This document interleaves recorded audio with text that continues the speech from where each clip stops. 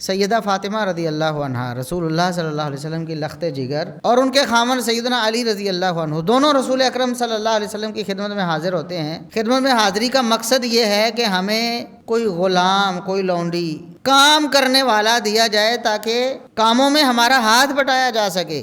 سیدہ فاطمہ رضی اللہ عنہا ظاہر ہے اس دور میں چکیاں ہاتھ سے چلتی تھیں، چکی پیستی ہیں، مشقت ہوتی ہے، باقی گھر کے کام کاج ہیں، تو اللہ کے رسول مجھے بھی غلام یا لونڈی کوئی عطا فرمائے تاکہ میرے کاموں میں تعاون ہو جائے، میں تھک جاتی ہوں۔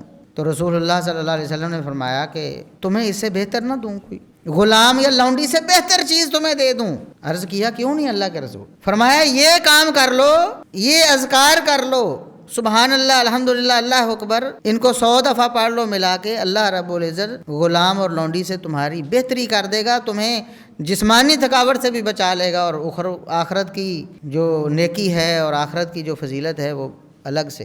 یہ اذکار ہیں سبحان اللہ، الحمدللہ، اللہ اکبر، کثرت سے کرتے رہیں، سبحان اللہ، سبحان اللہ، سبحان اللہ۔